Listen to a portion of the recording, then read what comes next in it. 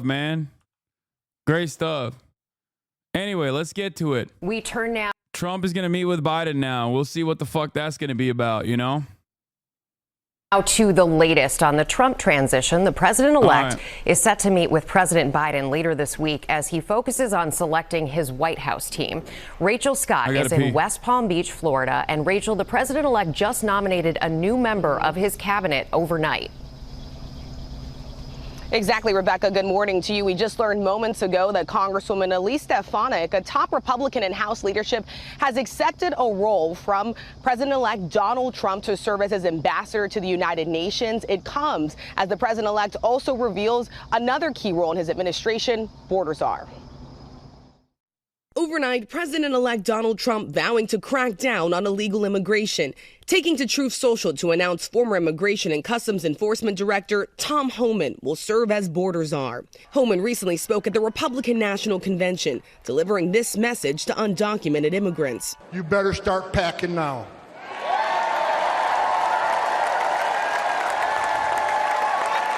You're damn right.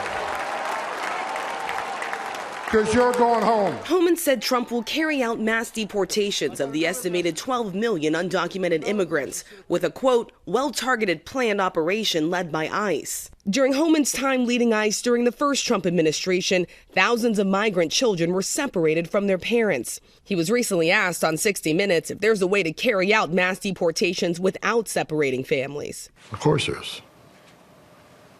Families can be deported together. President-elect Trump still hunkered down at Mar-a-Lago, meeting with his advisors, preparing to announce other key positions, ruling out roles for two Republicans who served in his first administration, writing, I will not be inviting former Ambassador Nikki Haley or former Secretary of State Mike Pompeo to join the Trump administration, which is currently in formation. One person who could be influential in the next administration, Elon Musk. Sources tell ABC News that Musk was at Mar-a-Lago, listening in as the president-elect took a congratulations call from Ukrainian President Volodymyr Zelensky. At one point, Trump even handing Musk the phone to speak to Zelensky himself. While Trump has promised to end the war between Russia and Ukraine in 24 hours, he hasn't elaborated on how. The president-elect preparing to travel to Washington to meet President Biden in the Oval Office this week. Biden set to make the case for the U.S. not to walk away from supporting additional aid to Ukraine, something Republicans have been skeptical of. The president will have the chance to explain to President Trump how he sees things, where they stand, and talk to President Trump about how President Trump is thinking about taking on these issues when he takes office. Trump will be strengthened by a Republican. It's called military Keynesianism. Come on, Jack, look alive. Every bomb we drop overseas is a bomb we must create in Scranton at the manufacturing facilities. This is our job, Jack. This is our goal. It's the engine that drives the American economy. Why?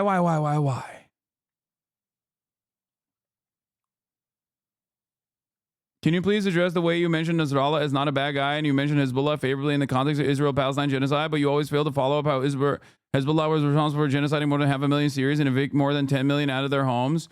It's really interesting that you say that because I have actually mentioned Hezbollah's actions in Syria and how in the broader region, the way they're perceived for those actions is not so positive. But you've probably never seen a clip like that because you're only geared into looking at unnuanced positions. You're only looking at the unnuanced positions and assuming that I'm saying I love Hassan Nasrallah. I really saw plenty and I'm not against you, I promise. Well, if you weren't against me, you would have fucking recognized that I have actually talked about that aspect of it. But that's not the reason why he was assassinated by Israel. The reason why he was assassinated by Israel was also not because he was homophobic. It was because he was resisting. He was a part of the axis of resistance against Israeli incursions, against the Israeli genocide in Gaza.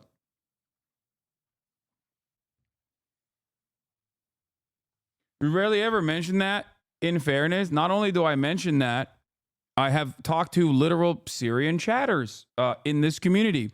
Part of the reason why I rarely ever mention that is because it plays no role in this conversation. It plays no role in this analysis. That's it. Just like it plays no role to be like, oh, well, these groups that are like fighting against Israel's genocidal actions are homophobic or reactionary. It's like, okay, America's homophobic and reactionary. The Easy Company was homophobic and reactionary. America was a segregationist, homophobic nation in World War II, and they were still firmly committed to anti-fascist action. Okay, you still ride for Easy Company, regardless of what the fuck the treatment of gay people look like in the United States of America during World War II. America had segregation during World War II. Does that make their actions any less valid? No. So shut the fuck up. There's a time and place to have these conversations. Okay? The only reason why people cynically bring that shit up is to literally dunk on a group that is already completely ostracized, okay? Like, that's it. That's it. That's it. It's a silly and very cynical way to just be like, see? I got you. It's so dumb.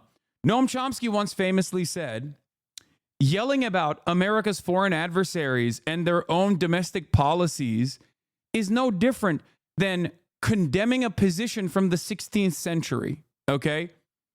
It's correct. Why is it that people only come in and talk about this shit when we are talking about American involvement, okay?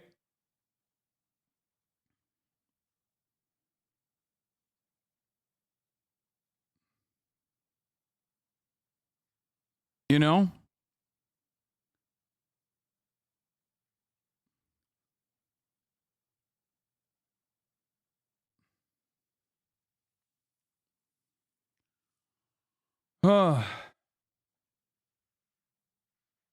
It's so dumb. Is it widely known that the ICE guy was appointed by Obama before? I literally only know this because you mentioned it in the past, and I've looked it up further this morning. Majority in the Senate. The guy and on the same day of that White House meeting, psycho. Senate Republicans will be electing their new leader. Trump already weighing in, not with an endorsement, but with a demand that the candidates change the rules to allow him to temporarily appoint some nominees without a Senate vote. Trump writing, we need positions filled immediately.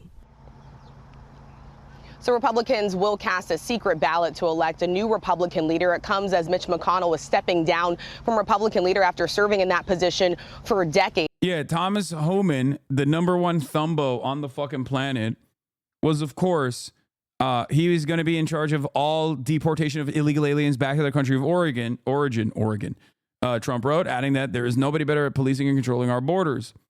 Interestingly enough, of course, former police officer Thomas Homan and Border Patrol agent, has worked under 6 presidents during his 3 decades in law enforcement. He was the executive associate director of enforcement and removal operations for ICE, Immigration and Customs Enforcement, under President Obungler. During that administration, ICE carried out a record number of deportations. If you recall, that's why I call Obungler the deportation king.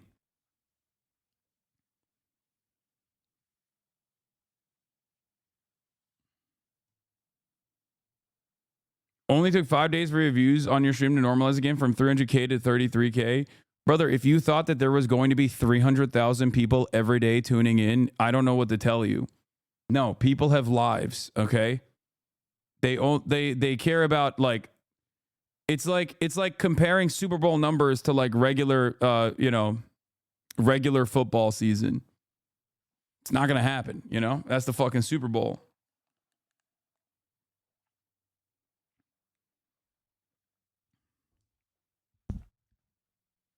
If I had 300,000 people in here every single day, we would have we would have a lot more people who are class conscious. You know, the entirety of the Democratic Party would be looking at Bernie Sanders as like too moderate. Okay.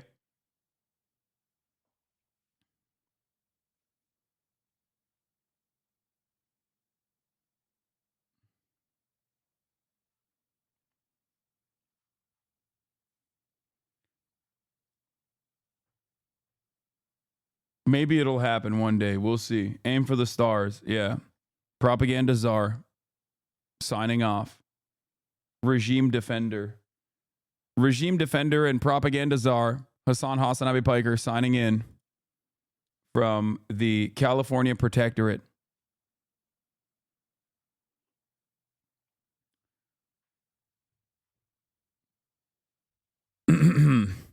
Anyway.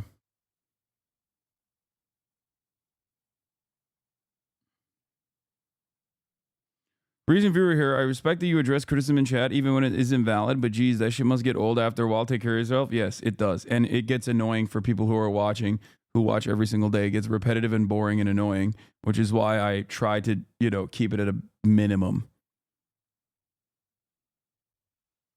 The way people talk about gay rights in defense of genocide is the same tune as UK racists talking about how they treat their women over there. Rape is essentially legal only when 1% of reported end in conviction. They don't care about LGBTQ rights or women. We're all just disposable tools for their arguments. Exactly. There is nothing a conservative hates more than conservatives that are brown, okay? For their conservatism. That's the funniest aspect of this. They'll be like, those guys are so barbaric and look at the way that they treat their women. It's like, look at the way you treat your women, dog. What the fuck? We know what you're saying in the fucking off season. Like, what do you mean? What do you mean? You don't give a shit about this. It's all deflection. It's all deflection every step of the way. It's like whenever Republicans that talk about, melting the poor, melting the homeless, will then turn around and will be like, the moment the conversation switches over to immigration, they go, well, what about our homeless population? Why can't we take care of them? It's like, bro, you don't give a fuck about the homeless population. What are you talking about? We know you don't give a fuck about the homeless population. They only care about it as a talking point against another fucking thing, another problem.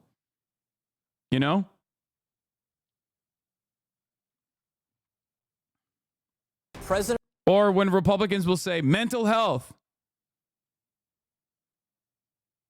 Bro, Trump is already elected. They won't change the president because of your opinion. You are not that guy. Put the fries in the bag. Your opinion won't change. God damn it. Yeah. So that's the beautiful part about this, is that it doesn't matter who the president is, because it's not like I was fully and firmly committed to the Biden administration either. I was incredibly critical of the Biden administration when they were president, and I will continue to be incredibly critical of the Trump administration now that Trump is president. I will continue to organize against all of the most awful aspects of his presidency. So the thing is, I'll stand by your side. It doesn't matter if you hate me. It doesn't matter if you think I'm a fucking idiot. It doesn't matter if you think I'm a pussy. I will still defend your rights. And when push comes to shove, when one of your immediate family members is slated to be deported, I'll be there. If that's not the case, if you have no immediate family members that are undocumented migrants, it doesn't matter. There's always going to be something that harms you, okay? That's the difference between you and I. I want you to have health care. You are captivated by a platform of hatred. I, on the other hand, want you to still get health care. I still want you to go to college for free. I still want you to have a good job. I want you to have a better future. I want you to be able to fucking own a home. Okay? That's it. That's why I'm perceived as a radical on the left, because of those things that I fight for. And those things are universal values. Okay? That's it. So, shut up, socialist commie freak. Do you think Legault retiring would impact democracy? Yes. And by that, I mean, he's going to retire and he's going to run for president, and then he's going to be the president, and America's going to have a Maoist peasant revolution, a Maoist peasant revolt. You know?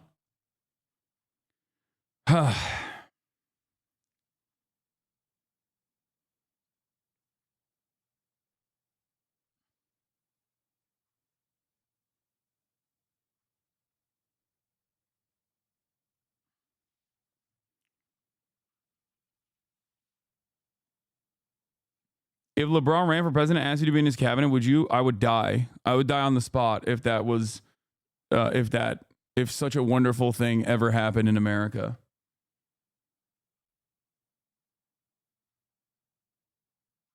Anyway.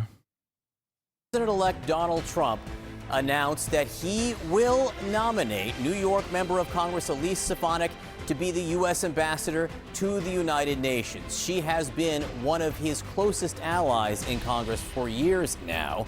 From Lenin to LeBron, okay? LeBron. We are there. A specter is haunting the United States of America. Statement to CNN, Trump said, quote, "I am honored to nominate Chairwoman Elise Stefanik to serve in my cabinet as U.S. ambassador to the United Nations. Elise is an incredibly strong, tough, and smart America First fighter." So this is just one announcement, a sense of where he might be going in terms of foreign policy. Let's get right to CNN's Steve Conterno for where this fits and what else might be coming. Steve. Yeah, John, Stefanik is someone. Respect women. What? Pretty obvious Trump was set up to win. He beat a woman once already, but yeah, let's just put him up against another woman. You're right. We should never have women run for president. that's the argument here. It doesn't matter. Woman or man, it doesn't matter. What their background is does not fucking matter, okay? It worked so great the first time. Oh my God. Oh my God.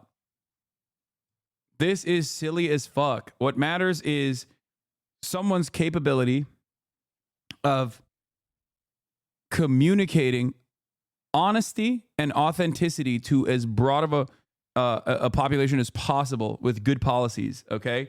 That's it. If it was a man who wouldn't have won by this landslide, I'm sorry, use the data. Sure. Yeah. It's kind of awful he 2-0 soloed women. I know some idiot Dems will read into that. Yeah. How many chatters you respond to are saying shit in good faith? Not many.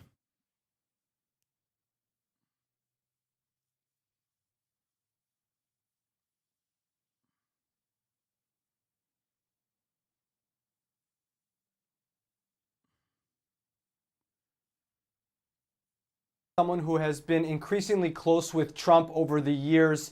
She was actually one of his, not on the short list to be a potential running mate for Donald Trump. She campaigned pretty aggressively for that job. Ultimately, though, did not make his final three and obviously was not the choice. But she was always in line for a potential job in the Trump administration. And now she takes the job of UN ambassador, assuming that she is confirmed. It's also a job that Nikki Haley once had, interestingly enough, someone who ultimately grew to become one of Donald Trump's biggest rivals in the Republican Party and who will not be part of his administration this go around. She joins Tom Homan as the two people who have already been named to positions in a new Trump administration. Homan will be a border czar. He was, of course, Trump's ICE director in his first term as president. He is someone who has been intimately involved in shaping Trump's immigration policies. He actually wrote an entire chapter for the Project 2025 book on immigration and was a contributor to that.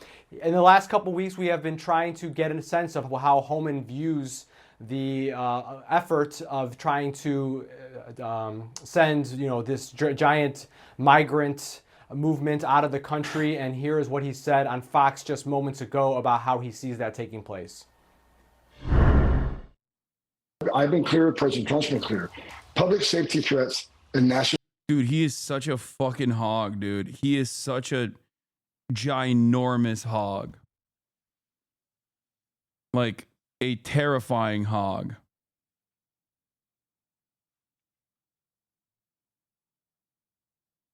Security threats will be the priority. What a thumb. They pose the most danger to this country. So we're going to prioritize those groups, those who always have final orders, those that had due process at great taxpayer expense, and the federal judge says you must go home, and they didn't. They became a fugitive. Where does like operations have to happen? Here's why, Steve. Where do we find most victims of sex trafficking and forced labor trafficking? At work sites. And the Biden administration shut down work sites. Now, all these decisions are coming from Trump as he stays camped out at Mar-a-Lago in the weeks since his re-election, where he is getting a lot of influence from many of the people who were key to his victory, including RFK Jr., Susie Wiles, who has gone from campaign manager to chief of staff, and also Elon Musk, who obviously was intensely involved in the effort to get Donald Trump elected. He has had an outsized role in shaping the influence around Donald Trump's new administration. We always knew he was in line for some sort of role, potentially overseeing spending, but it has been far more expansive than that. And he has grown apparently close with the Trump family. Take some look at some of the pictures posted to social media by Trump. What steps are you taking to stop the steal? I'm just kicking back and I'm watching liberals who want to stop the steal. Okay? Because, you know, like I recognize the truth, which is that what? I know you've been stressed lately. I'm sorry for dealing with it. I want to say lower IQ people, but that's subjective. As well as people you have to grow up. But you're right. Human rights all the way. Okay. I know what the truth is. Okay. The truth is the Democrats lost. They ran a dog shit campaign. They had an unpopular administration and they fucking lost to a guy who was pretty bad and didn't run a great campaign either. Okay.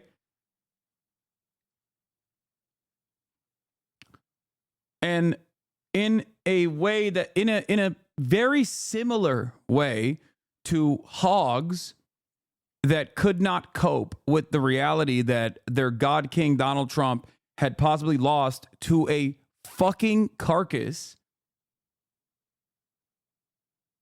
You know? Now, there's a lot of liberals.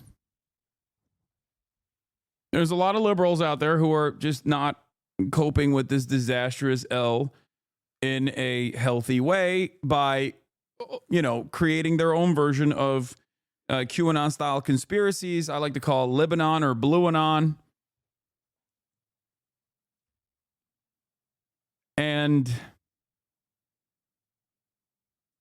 I don't know.